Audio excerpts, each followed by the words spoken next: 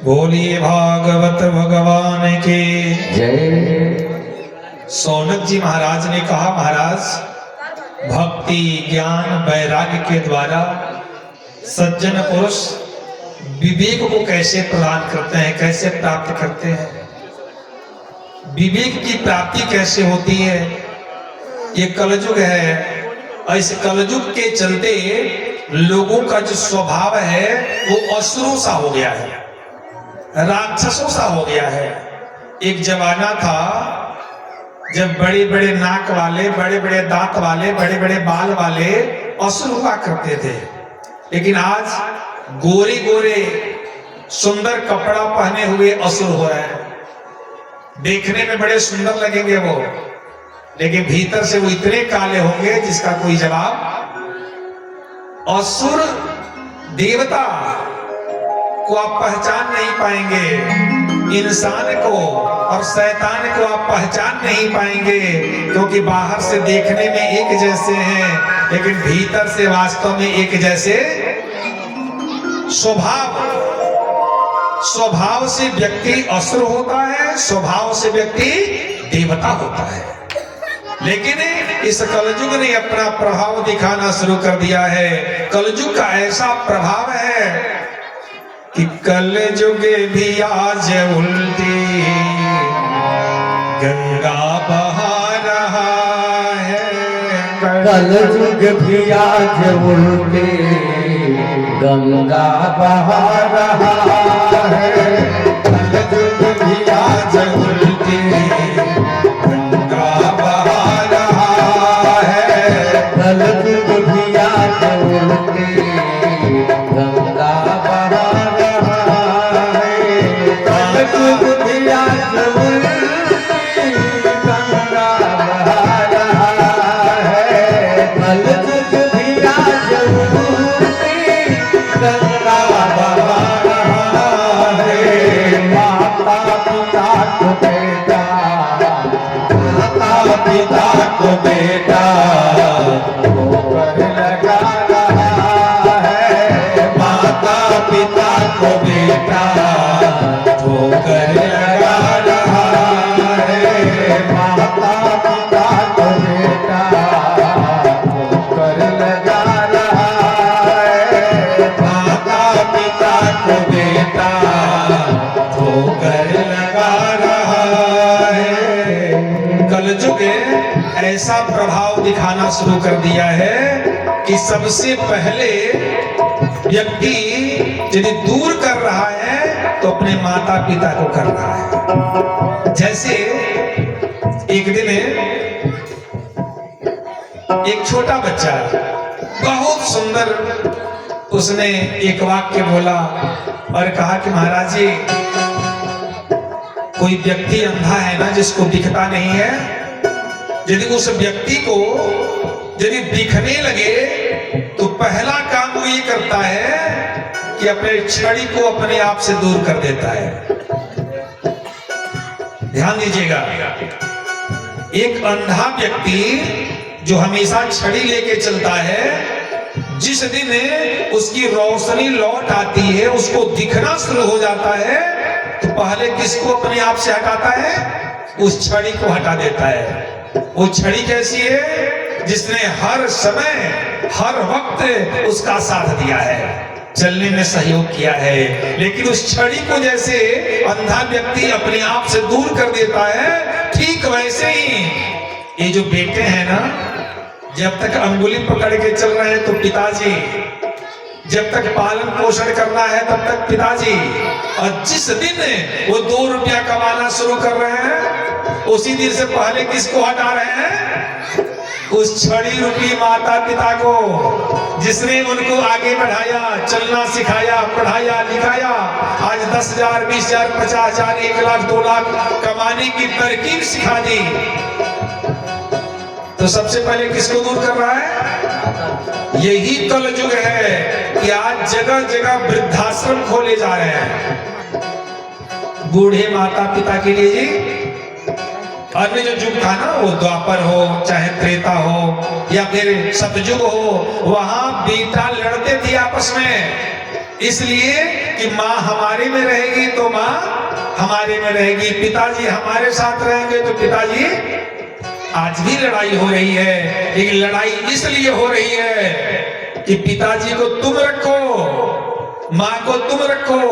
वो कहता नहीं, मैं दोनों लोगों को नहीं रख पाऊंगा, आप रखो, जितना पैसा चाहिए हमसे ले लो, लेकिन इनको मेरे पास ढोने का समय। वो कहता है कि तुम रखो, वो कहता है तुम रखो, वो कहता है कि मैं 10,000 महीना दूंगा, लेकिन तुम रखो अपने पास। तो वो कहता है 15,000 हमसे ले लो, लेकिन तुम रखो अपने पास।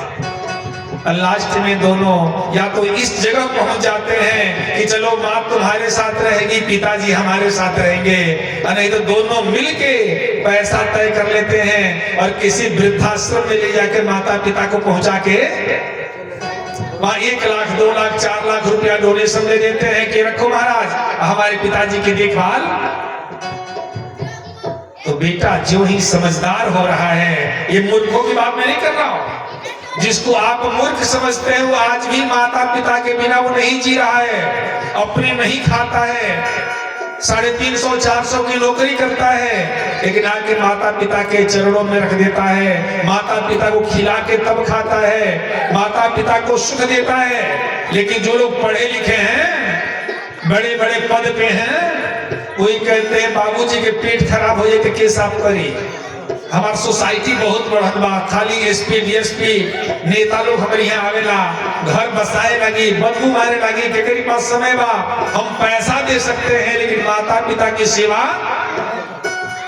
इसलिए कहा माता पिता को बेटा होकर लगा रहा है, माता पिता को बेटा होकर लगा रहा है, माता पिता को बेटा होकर लगा रहा है, माता पिता को बेटा होकर लगा रहा है।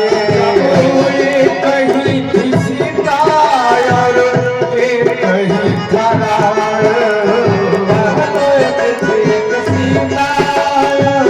एक ही तरावर, कहीं किसी का और एक ही खड़ा,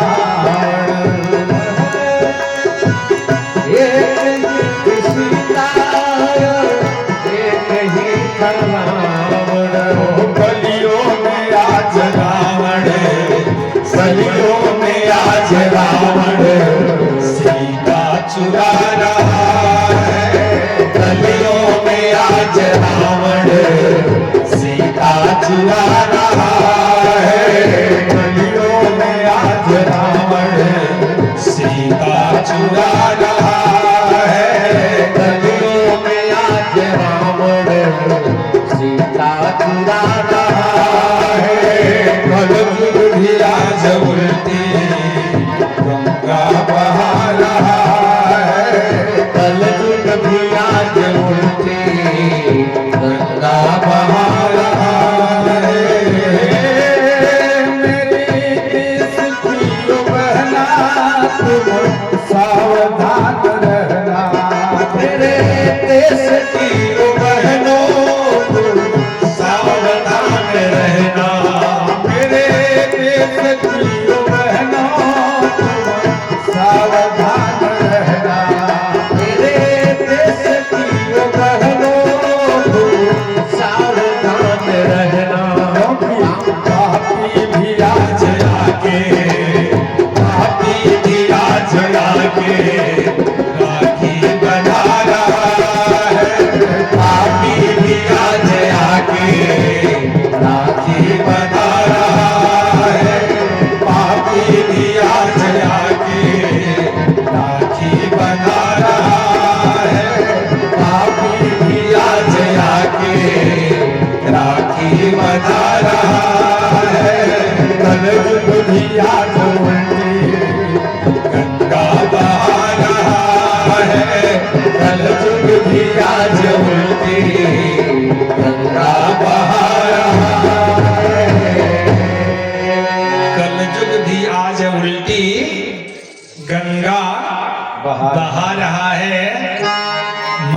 पिता को बेटा ठोकर लगा रहा।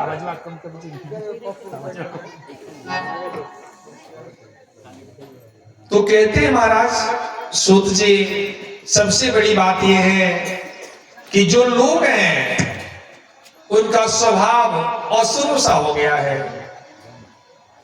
असुर सा स्वभाव क्या है? असुर का स्वभाव क्या है? तो असुर का स्वभाव का मतलब है जो दूसरों को कष्ट दे के खुश हो, वो असुर है। दूसरों का सुख जिससे न देखा जाए वो असुर है।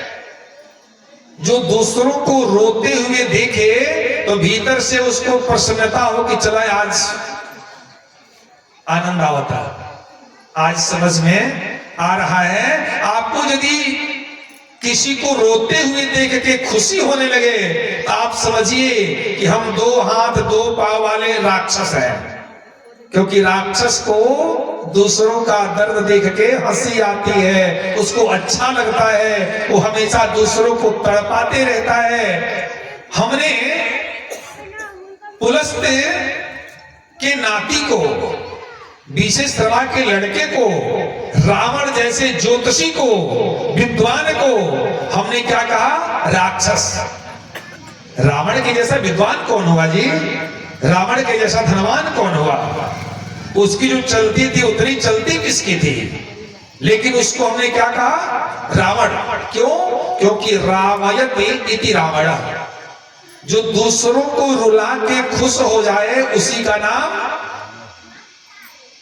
हमारी बात समझ में आओ ना? जे दूसरे के रुआ के खुश हो जाओ का नाम रावण ने कहा कि आप संत महात्मा लोग हैं, मेरे यहां रहते हैं, यहां मेरा साम्राज्य है, आपको कर देना पड़ेगा। लोगों ने कहा महाराज हम लोग पत्ता चबा के पानी पीने वाले लोग, फल फूल खा करके अपना जीवन यापन करने वाले लोग, हम लोग धन संचय थोड़े ही किए हैं कि जो आपको कर देंगे। कहा कुछ नहीं है, तो शरीर में खून है ना, कर के रूप में एक एक सिरिंज खून ही निकाल के हमें दो। कुछ नहीं है, खून है तुम्हारे पास, फल फूल खाते हो, खून होता है। उन संतों से भी खून कर के रूप में लिया, जो घड़ा में भर के मिथिलापुरी में दबा दिया था, सीता मैया की उत्पत्ति हुई, दूर की बातें हो गई, लेकिन उसने कर लिया। तो जो रुला के भी दूसरों से कर ले, साधु संत महात्मा ब्राह्मण जिसके नजर में कुछ भी ना हो, वही तो असुर है। वो ब्राह्मण होते हुए भी असुर हो गया। किसी ने आज तक रावण जी नहीं कहा। आज सबकी वृत्ति यही हो गई है। एक संत ने कहा, मैं जब भी तेज चलता हूँ नजारे छूट जाते हैं। मैं जब भी तेज चलता हूँ नजारे छूट जाते हैं। मैं जब भी तेज चलता हूँ नजारे छूट जाते हैं। मैं जब भी तेज चलता हूँ नजारे छूट जाते हैं। कोई जब रूप गढ़ता हो तो सांचे टूट जाते हैं। कोई जब रूप गढ़ता हूँ तो सांचे टूट जाते हैं। कोई जब रूप गढ़ता हो तो सांचे टूट जाते हैं। कोई जब रूप गढ़ता हूँ तो सांचे टूट जाते हैं। मैं रोता हूँ तो आकर लोग कंधा थप थपाते हैं। मैं रोता हूँ तो आकर लोग कंधा थप थपाते हैं। मैं हंसता हूँ तो अक्सर लोग मुझसे रूठ जाते हैं। मैं हंसता हूँ तो अक्सर लोग मुझसे रूठ जाते हैं। कैसे लोग हैं? कैसे लोग हैं? मैं रोता हूँ तो आकर लोग कंधा थप थपाते हैं कि बाबू रोला क्या हो सकता है, हम आपके लिए 24 घंटा खड़े हैं। जब भी आवश्यकता हो हमको याद करिएगा, रुपया पैसा धन संपत्ति हम लेके आपके लिए खड़े हैं, आपको रोने की आवश्यकता। वही लोग जब मैं हंसने लगता हूं, जब मैं खुश हो जाता हूं, तो वही लोग हमसे रूठ जाते हैं। मेरा हंसना उनसे बर्दाश्त। मैं रोता हूं तो आकर लोग कंधा थप थपाते हैं। मैं रोता हूँ तो आकर लोग कंधा थप थपाते हैं। वही मैं हंसता हूँ तो अक्सर लोग मुझसे रूठ जाते हैं। मैं हंसता हूँ तो अक्सर लोग मुझसे रूठ जाते हैं। क्योंकि लोग चाहते हैं कि मैं रोता रहूं, हम लोग आकर के इनको साहस देते रहे कि चिंता करने की आवश्यकता। वो चाहता है कि मैं रोता रहूं, हमारी खुशी उससे बर्दाश्त। यही आसुरी वृत्ति है।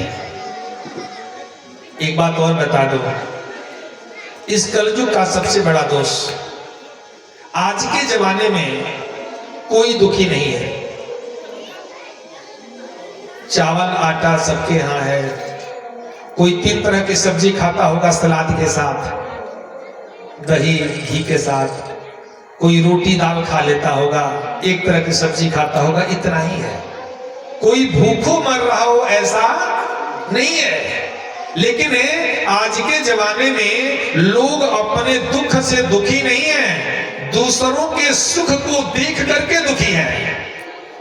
कि हमारा पड़ोसी है, आज इतना बड़ा घर कैसे बना लिया, इतने चैन से लोग कैसे रह रहे हैं, हम इतने दिन कमाते रह गए, आज तक कुछ नहीं कर पाए, ये मेरे साथ का रहने वाला आदमी कहां से कहां चला गया।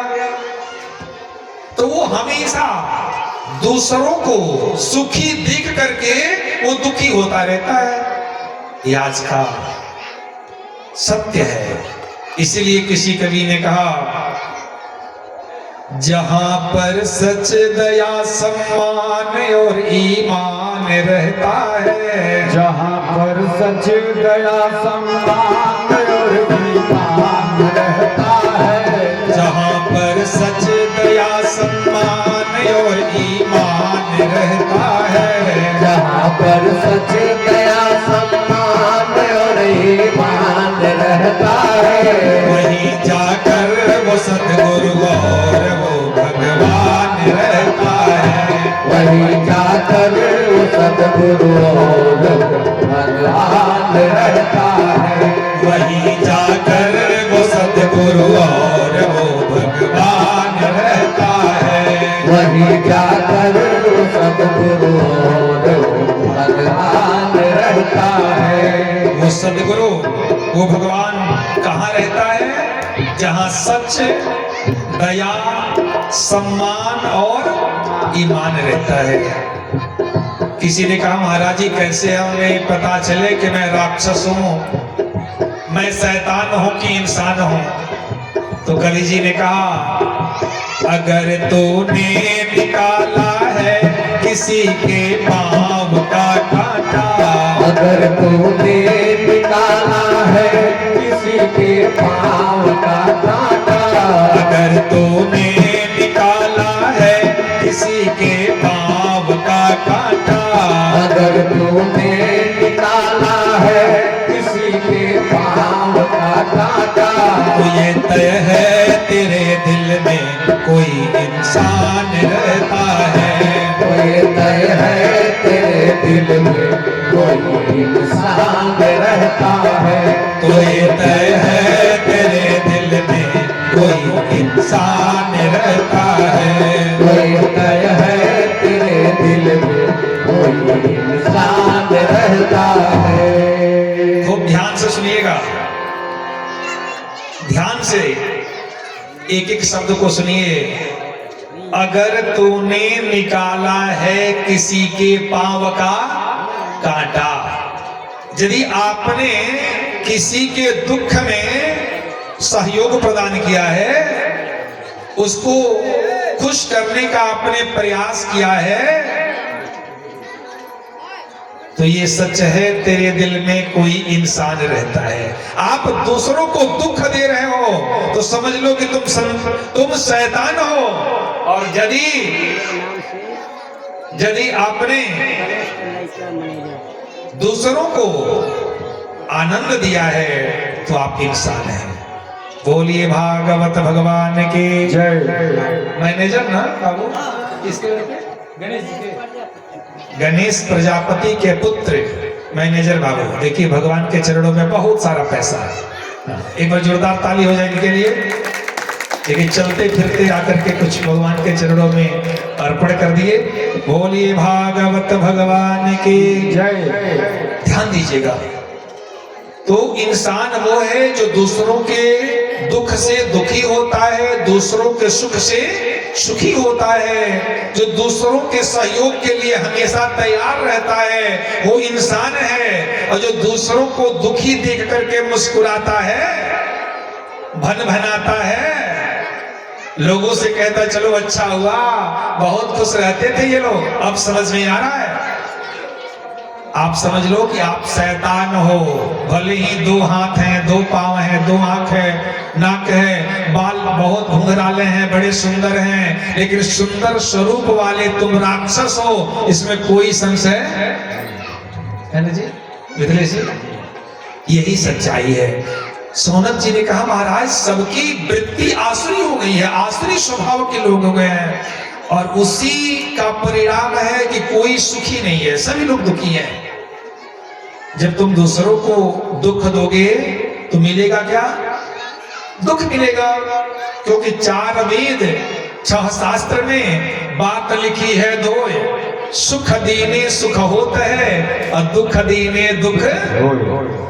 यदि आपको सुख चाहिए तो दूसरों को सुख देना शुरू कर दीजिए, आपको भी सुख मिलने लगेगा ब्याज के साथ। यदि आप चाहते हैं मैं दुखी रहूं तो दूसरों को दुख देना शुरू कर दीजिए, उसको भी जब मौका मिलेगा तो आपको दुख दे देगा, इसमें कोई संशय। बुरा का फल बुरा और अच्छा का फल अच्छे की उम्मीद आप करते हैं, अच्छा चाहते हैं तो दूसरों का अच्छा करना प्रारंभ कर दीजिए, आपके साथ भी अच्छा होने लगेगा। बोलिए भागवत भगवान के जय। बोले महाराज 2 तरह की चीजें होती हैं,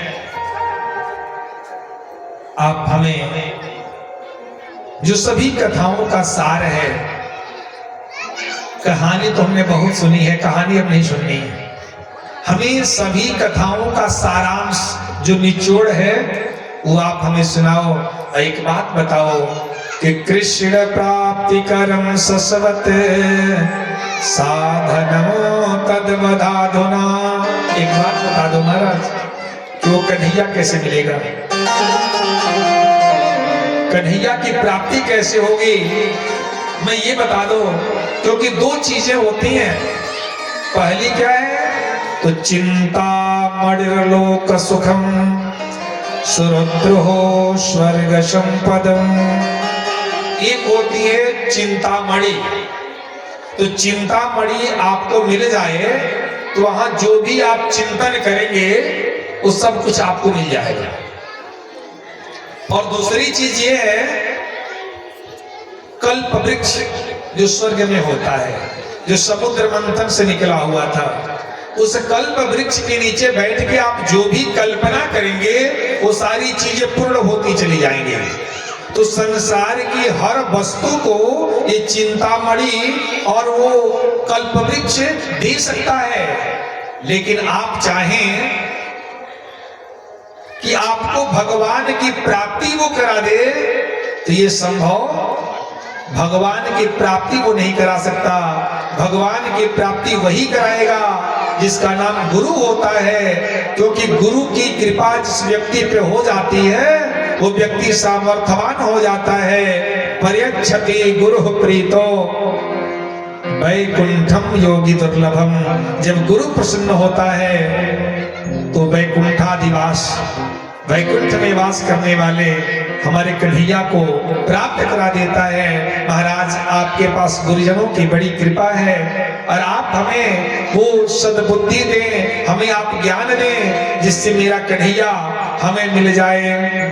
बड़े खुश हुए। इसीलिए कहा गया कि जाति न पूछो साधु की, पूछ लीजियो ज्ञान, मोल करो तलवार की, पड़ी रहने दो ज्ञान। कोई साधु मिल जाए, कोई संत मिल जाए, आप ये ना पूछो कि महाराज जी कौन जाति के बालक हैं, महात्मा जी आपकी जाति क्या है, भूल के भी ना पूछो। क्या पूछना है? ये पूछना है कि बताओ मेरा कन्हैया हम पे प्रसन्न कैसे होगा, क्या परमात्मा को प्राप्त करने का कोई साधन है? मोल करो तलवार की, पड़ी रहने दो।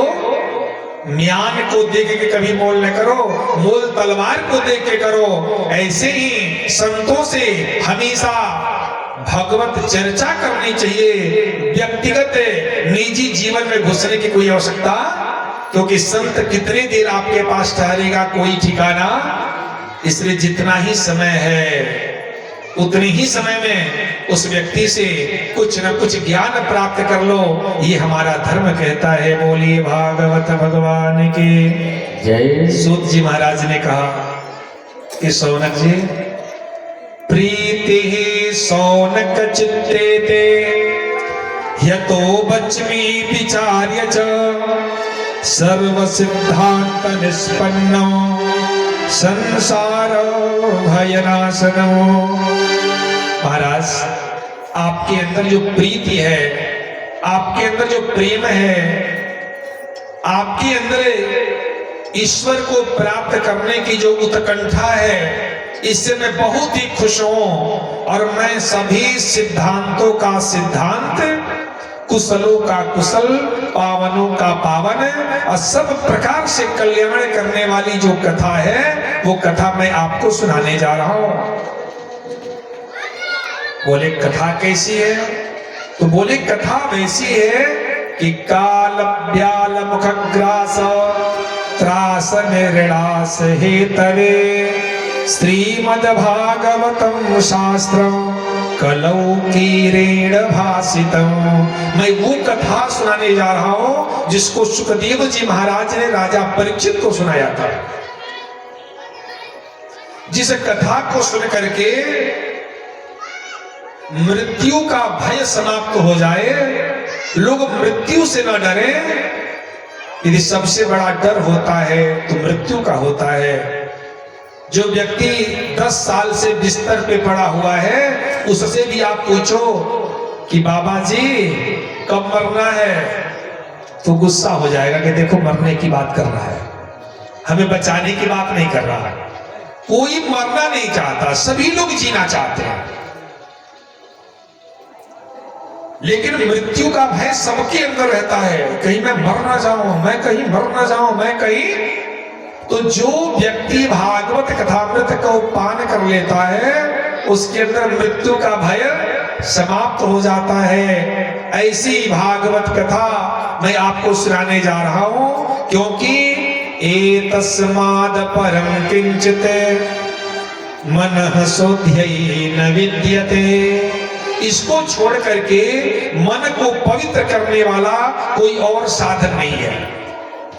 शरीर को साफ करने के लिए बहुत सारे साबुन हैं, शरीर के मैल को आप साफ कर लेंगे। कपड़ा भी धुलने के लिए बहुत सारी व्यवस्थाएं हैं, साबुन भी है, सब भी है, बहुत सारे केमिकल भी आ रहे हैं, जो दाग लग जाए वो भी छोड़ाएगा। लेकिन आपके हृदय को, आपके मन को पवित्र करने का कोई ऐसा साधन नहीं है जिससे आपका मन धुल जाए। वो धुलेगा तो कैसे? भगवान की कथा सुनने से, भगवान के पावन नाम का संकीर्तन करने से, भगवत भजन करने से वो मन साफ होगा। तो बोले कि मैं वो कथा सुनाने जा रहा हूं जिससे बढ़ के मन को शुद्ध करने का कोई और साधन नहीं है। क्योंकि जन्मांतरे भवेत् पुण्यम तदा भागवतम लभेत्। जन्म जन्मांतर का पुण्य इकट्ठा होता तब भागवत की प्राप्ति होती है। वो कथा मैं आपको सुनाने जा रहा हूं। पता है ये कथा कैसी है? जब राजा परीक्षित को सुखदेव जी महाराज कथा सुनाने के लिए गंगा तट पे प्रकट हुए, आसन लगा के बैठ गए, तब तक देवता लोग अमृत का कलश लेकर के आ गए और देवताओं ने साष्टांग प्रणाम किया। किसको? सुखदेव जी महाराज को। छोटे से बालक और उनको देवता लोग प्रणाम कर रहे हैं। सुखदेव जी ने कहा कि अरे राम, ये तो बड़े चालाक लोग हैं। यदि चालाक व्यक्ति आपको प्रणाम करे तो समझ लीजिए कि कोई न कोई उसके दिमाग में षड्यंत्र चल रहा है, तभी ये प्रणाम कर रहा है। जब तक आपसे स्वार्थ नहीं होगा तब तक आपको प्रणाम करने वाला, आपसे कुशल क्षेम पूछने वाला वो नहीं है। सुखदेव जी ने कहा कि बाप रे बाप, ये लोग एक बार ऐसे ही दधीची जी के पास चले गए, ब्राह्मण के पास चले गए और उस दधीची के पास जाके उस साष्टांग प्रणाम किए। वो ब्राह्मण देवता प्रसन्न हो गए कि महाराज बहुत सारा आशीर्वाद, क्या चाहते हैं? तो लोगों ने कहा कि आप अपनी अस्थि हमें प्रदान करें, अपने शरीर की हड्डी हमें प्रदान कर दें। तो लोग साष्टांग प्रणाम करके उनकी सारी हड्डी ही मांग लिए। तो ये आज हमको प्रणाम कर रहे हैं, इसका मतलब जरूर कुछ ना कुछ बोले। सुखदेव जी, हम लोगों ने सुना है कि इस राजा परीक्षित को मृत्यु का भय हो गया है, ये शापित हुआ है और शाप से इसको मरने का भय हो गया है। तो देखिए महाराज, हम लोग ये अमृत का कलश लेके आए हैं, ये कलश से राजा परीक्षित को पिला दिया जाए, ये अमर हो जाएगा। और एक काम ये करिए कि जो अमृतमयी कथा जो पान कराने जा रहे हैं वो इस परीक्षित को नहीं बल्कि हम सबों को पान करा दीजिए। हंसने लगे सुखदेव जी महाराज। सुखदेव जी महाराज ने कहा कि वाह, क्या बात है, को सुधा को कथा लोके को काचह को मणिर्महान। कहते कि ये जो अमृत है इनके पास वो कांच के समान है, शीशे के समान है, और जो हमारी कथा रूपी अमृत है वो मणि के समान है। तो यदि कोई कहे कि महाराज ये शीशा की माला है, इस माला को आप ले लो और जो मणि की माला आप पहने हो आप हमें दे दो, आप देंगे? यहूदी बदलेन भी लोग करते हैं, अदला बदली भी करते हैं, तो वो बराबर मूल्य की चीज होती है जिसको वो लोग लौटाते हैं और दूसरा चीज देते हैं। कोई कहे कि जिस खेत में खूब बढ़िया धान होता है महाराज जी वो 8 कट्ठा हमको दे दीजिए, और जो ऊसर भूमि है 8 कट्ठा हमारा, उसको ले लीजिए, आप देंगे? देवताओं की बात सुन के मुस्कुराने लगे सुखदेव जी महाराज और बोले कि तुम्हारे पास जो अमृत है वो शीशे के समान है, और जो मेरी कथा है वो तो मणि के समान है। मैं शीशा लेके मणि देने वाला। हाँ, एक बात है, यदि तुम श्रद्धा से कथामृत पान करने आते, मैं बैठा हूं, तुम भी आके नीचे बैठ जाते, तो हमें कथा सुनाने में कोई परेशानी। मैं कदापि नहीं कहता कि चलो उठो और यहां से जाओ, मैं तुम्हें नहीं सुनाऊंगा। कथा भले ही हमारे सरस्वती देवी सुन रही हो, ये निमित्त है, इनके माध्यम से आज इतने सारे लोग बैठ के कथा सुन रहे हैं। ये सत्य है कि ये आज नहीं होती तो यहाँ भागवत कथा आज नहीं हो रही होती, लेकिन ये भी सुन रही है और जितने सारे लोग हैं वो सभी लोग सुन रहे हैं। सुखदेव जी महाराज ने कहा कि ये भी आते और सुंदर श्रोता बन के बैठ जाते, कुछ देते नहीं देते कोई मतलब नहीं, लेकिन ये तो भक्त बन के नहीं, ये तो व्यापारी बन के आए हैं, ये तो लालची हैं, ये हमें धन दे करके, वस्तु दे करके हमें खरीदने आए हैं। बोले मैं आपको ये कथा नहीं दे सकता। लोगों ने कहा क्यों? बोले अभक्तान भक्तांस्तांश्च विज्ञाय न ददौ स कथामृतम्। उन देवताओं को अभक्त जान करके उनको कथामृत पान नहीं कराई। श्रीमद्भागवती वार्ता सुराणाम अपि दुर्लभा। इसलिए कहा गया कि जो श्रीमद् भागवत महापुराण की कथा है वो देवताओं के लिए भी दुर्लभ है। सुखदेव जी महाराज ने कहा कि आप लोग एक क्षण भी यहाँ मत रुकिए, जल्दी से अपने धाम को जाइए। आपके जैसे लोगों को मैं कथा सुनाने वाला क्यों? अभक्त जान के। और सनकादिक ऋषियों को सूत जी सुना रहे हैं, क्यों? क्योंकि प्रीति ही सौनक चित्ते ते। आपके चित्त में प्रेम को देख करके, प्रीति आपके प्रेम को देख करके मैं सभी शास्त्रों का सार, कुशलों का कुशल, पावनों का पावन, सब प्रकार से कल्याण करने वाली जो कथा है वो मैं आपको सुनाने जा रहा हूं। तो ये कथा प्रेम से मिलती है, धन और नोट से जब भगवान की कृपा हो जाएगी तो वो सब आगे बढ़ता रहेगा। बोलिए भागवत भगवान के। पति पत्नी के हाथारी पद्धति, पत्नी पत्नी के शिकार पैसा देना ये सामान में हमारे को हम हाथारी पद्धति। बोलिए भागवत भगवान की। यहाँ पैसे से कुछ मिलने वाला, ध्यान दीजिएगा कितनी अच्छी बात है। सुराणाम अपि दुर्लभा, जो देवताओं के लिए भी दुर्लभ है। वो अमृत का कलश दे के पाना चाहते थे, उनको दुत्कार के भगा दिया।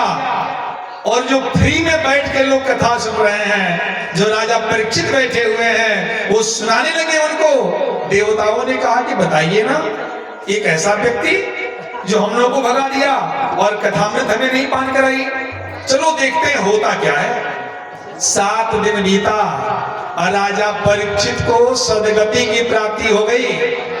और जब सदगति की प्राप्ति हुई तो उसे बड़ा विस्मय हुआ इन लोगों के लिए, ये कैसे हो गया।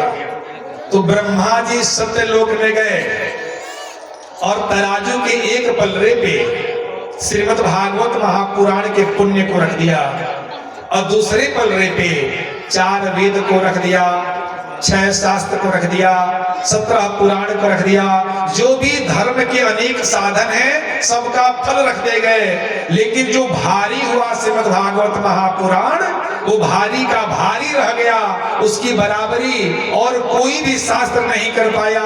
वहां माथा टेक दिया ब्रह्मा जी ने और कहा बोलिए भागवत भगवान की जय। इस कथा से बढ़ के कुछ और है ही नहीं। ये कथा का जो पुण्य है उसकी बराबरी और कोई नहीं कर सकता। बहुत ही अच्छा लगा। तो सूत जी महाराज से सौनक जी ने कहा कि महाराज जब ऐसी कथा है, इतनी अच्छी कथा है, तो आप रोज पिलाओ, हम लोग रोज पिएंगे, खूब पिएंगे। ये अमृत हम लोग रोज पीने वाले हैं, खूब पिलाओ आप हमें। तो उन्होंने कहा कि नहीं, ऐसे नहीं। यदि मोक्ष की प्राप्ति के लिए यदि कथा सुननी है तो 7 दिनों में कथा को सुन लो। क्योंकि 7 दिनों में जो हम कथा सुनते हैं वो हमेशा मोक्ष को, मुक्ति को देने वाली कथा होती है। सप्ताहेन श्रुतम चैतत सर्वथा मुक्तिदायकम। 7 दिनों में जो कथा सुन ली जाए तो हमेशा मोक्ष को देने वाली कथा हो जाती है। इस विधान को नारद जी के ऊपर दया करके सौनक आदि ऋषियों ने बताया था कि नारद जी 7 दिनों में ही कल्याण हो जाएगा, जो चाहो वो पूरा हो सकता है। श्रीमद् भागवत महापुराण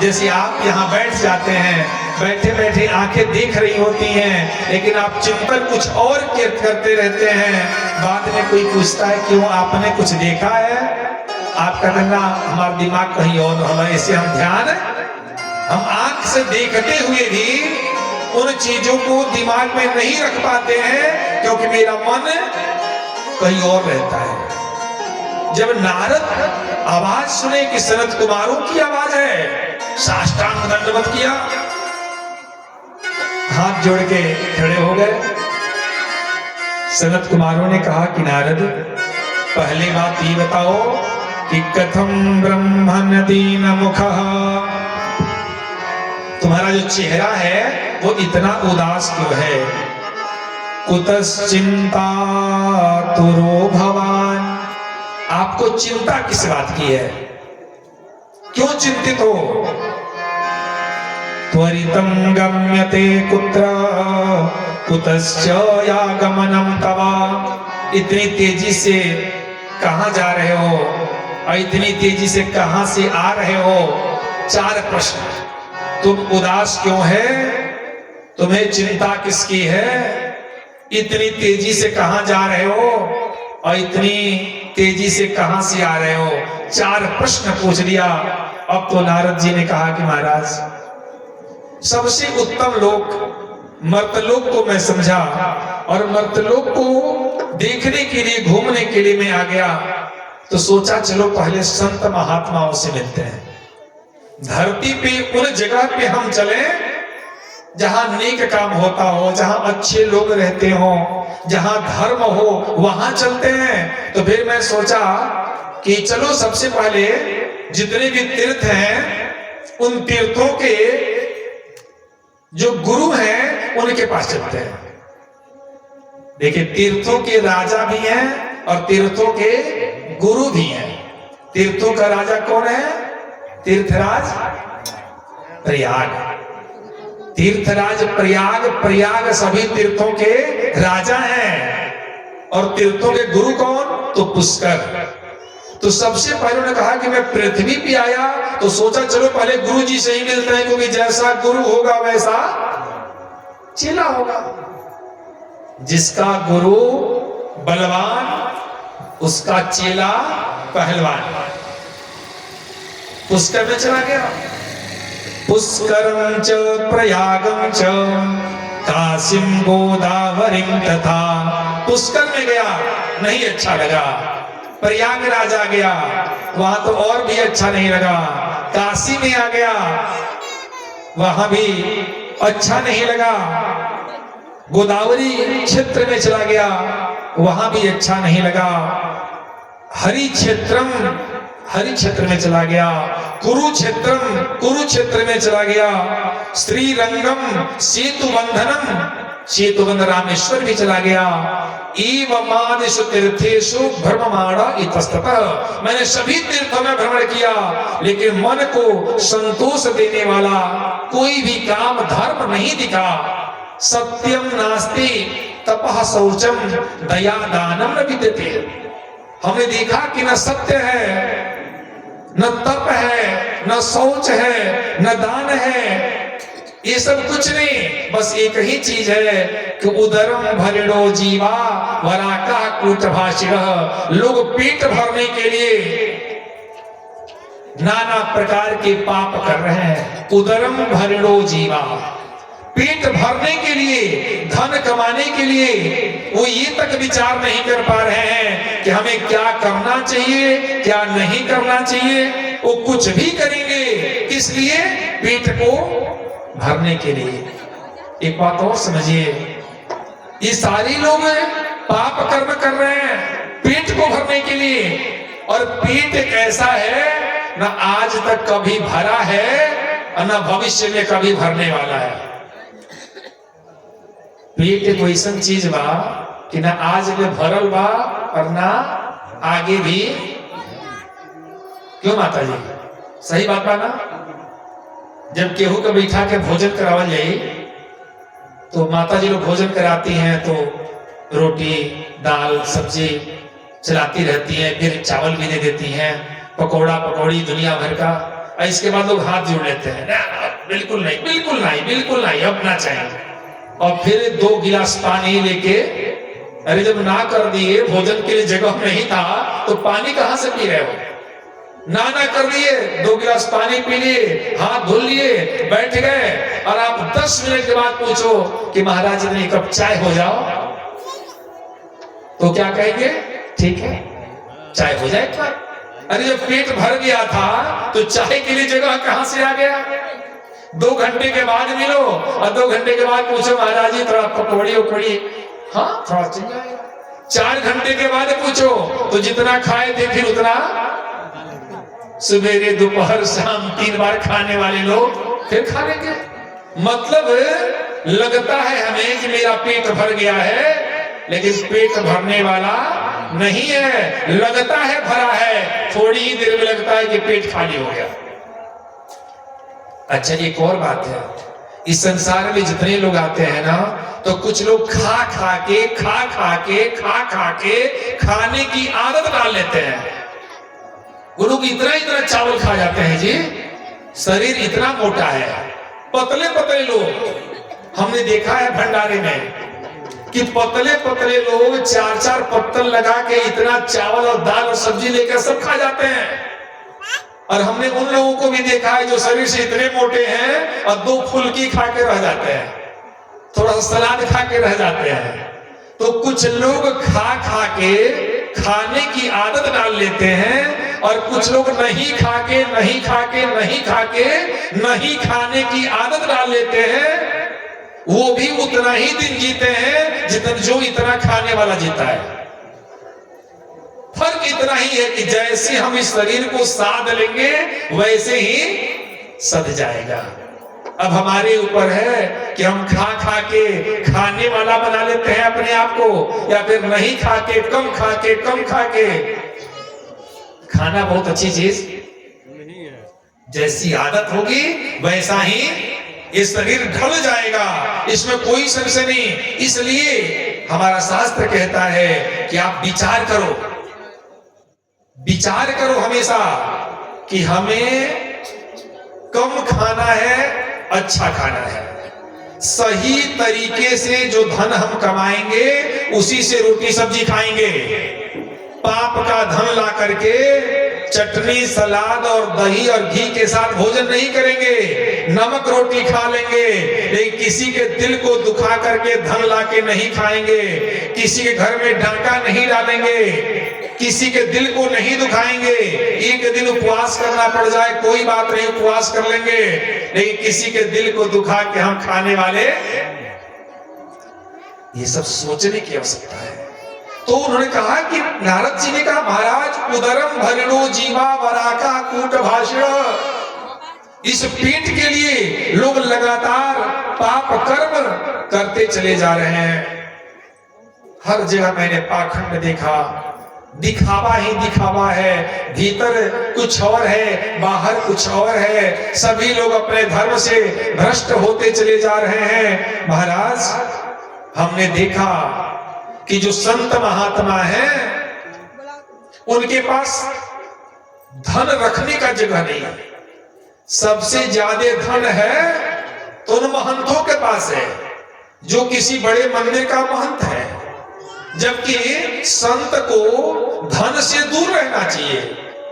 लेकिन हमने देखा कि तप से धनवंत दरिद्र गृहे, तप से धनवंत दरिद्र गृहे, तप से धनवंत दरिद्र गृहे, तप से धनवंत दरिद्र गृहे। कली कौतुक तातन जात कही, कली कौतुक तातन जात कही, कली कौतुक तातन जात कही, कली कौतुक तातन जात कही। महाराज तपस्वी धनवंत हैं, उनके पास धन का अंबार है।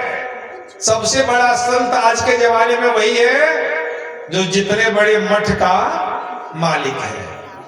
जितना धनी है वो उतना बड़ा संत है। और गृहस्थ क्या है?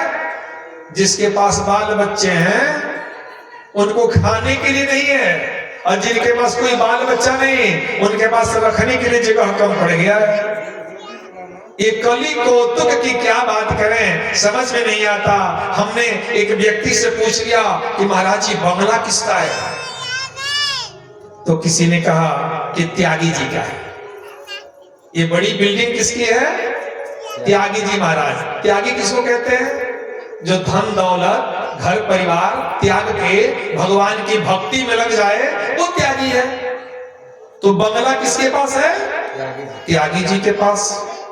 आगे बढ़ा मैं तो कुछ बच्चे एक आश्रम पे खेल रहे थे। मैंने पूछा ये बच्चे किसके हैं, तो किसी ने कहा ब्रह्मचारी जी के।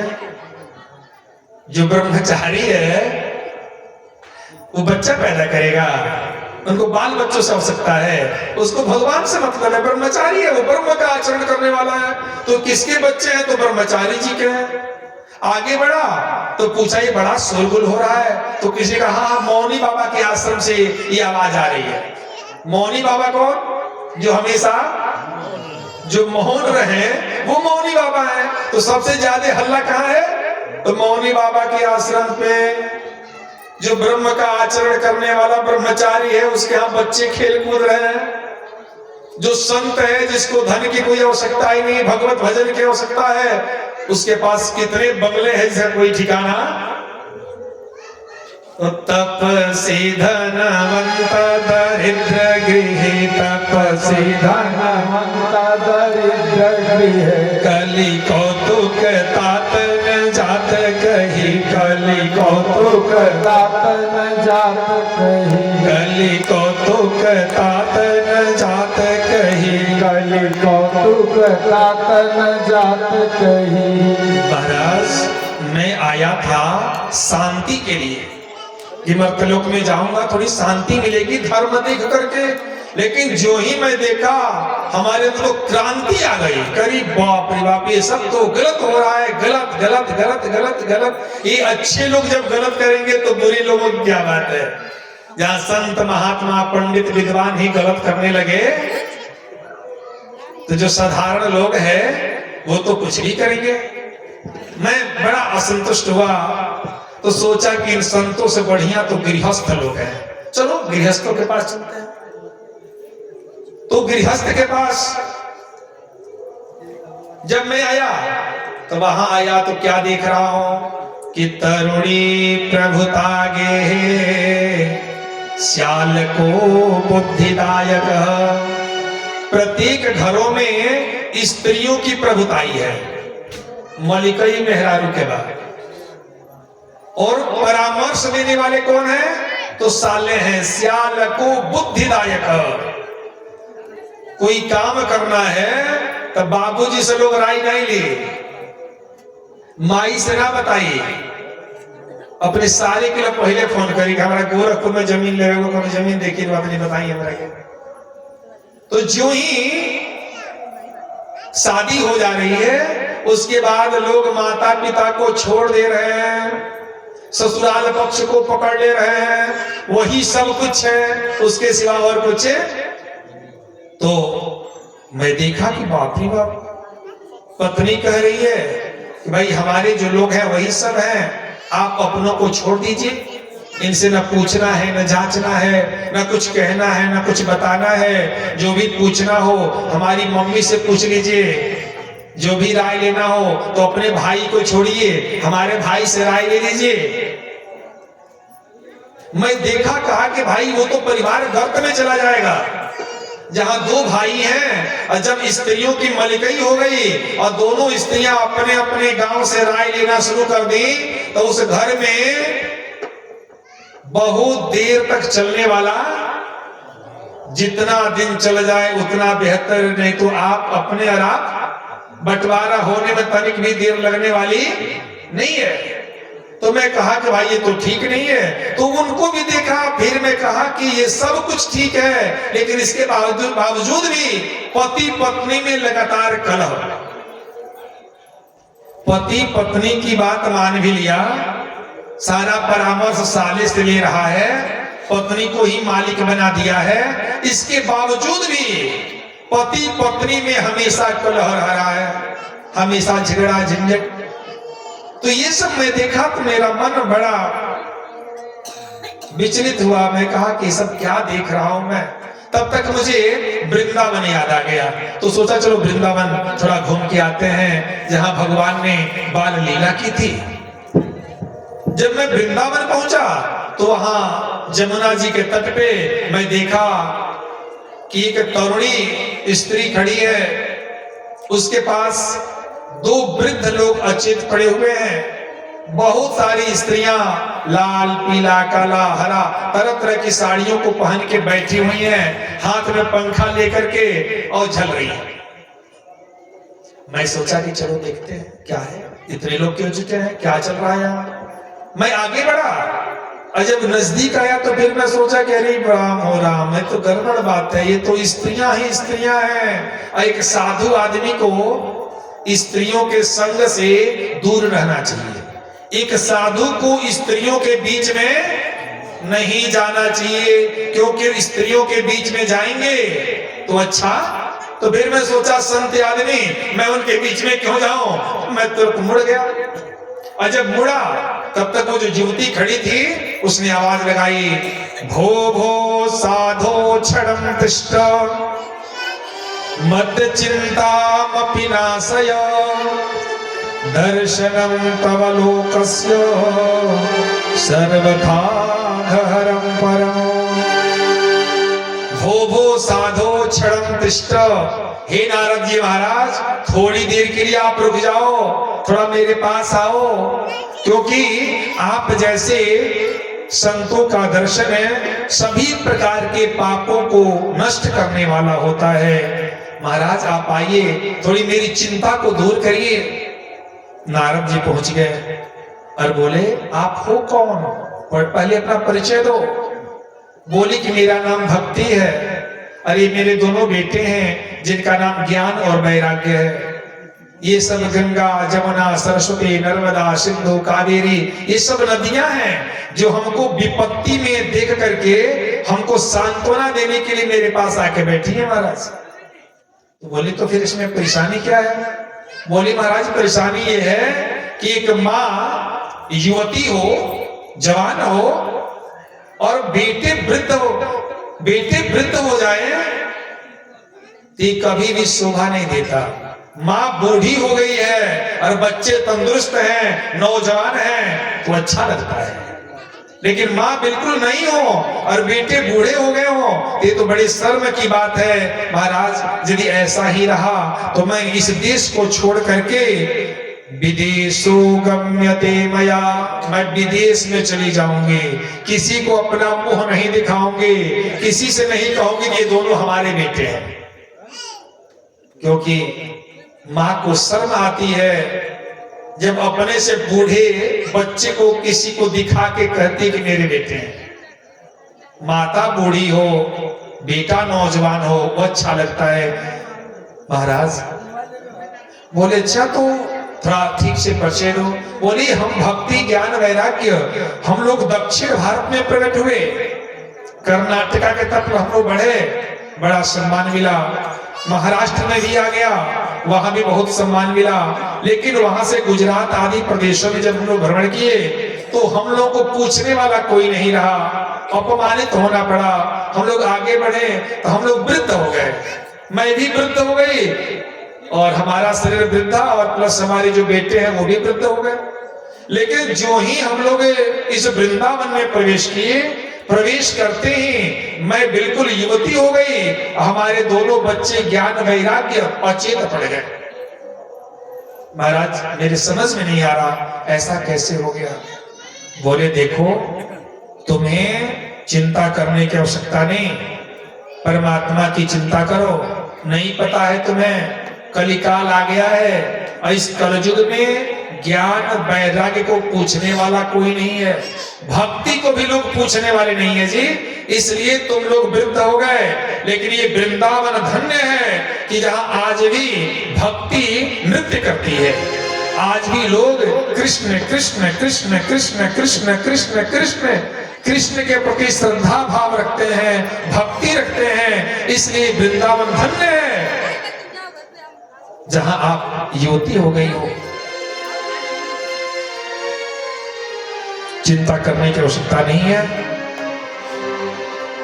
तो उसने कहा कि महाराज एक बात बताइए ना, ये सब कलयुग का दोष है, तो कलयुग को राजा परीक्षित ने स्थापित क्यों कर दिया? और भगवान विष्णु जो हमेशा धर्म की स्थापना करने के लिए तरह तरह के अवतार लेते हैं, कभी कछुआ बन के आते हैं, तो कभी बारह बन के आते हैं, तो कभी नरसिंह बन के आ जाते हैं, तो कभी परशुराम बन के आते हैं, तो कभी राम बन के आते, तो कभी कृष्ण बन के आते, आखिर वो क्यों बर्दाश्त कर रहे हैं? उनको आकर के अधर्म का नाश कर देना चाहिए। नारद जी ने कहा कि देखो तुम्हारा कथन सही है, लेकिन जिस समय राजा परीक्षित कलयुग को मारने के लिए तैयार हुए, अपने धनुष पे बाण का संधान किए, तो कलयुग चरण में आ गया, पैर पकड़ लिया, कहा महाराज हमको आप क्षमा कर दीजिए। बोले कि तुम बहुत बड़े पापी हो, मैं क्षमा नहीं करूंगा। कहा महाराज हमारे अंदर अवगुण तो है, लेकिन गुण भी बहुत है। बोला बता कौन सा गुण है? तो कहा कि यत् फलम नास्ति तपसा न योगेन समाधिना तत्फलम लभते सम्यक कलौ केशव कीर्तनात्। अन्य युगों में जो व्यक्ति तपस्या करके फल प्राप्त करता था, जो दान करके, जो पुण्य करके, जो तीर्थ सेवन करके जो पुण्य प्राप्त करता था, इस कलयुग में बस घर बैठे रहो। सीताराम हनुमान सीताराम हनुमान सीताराम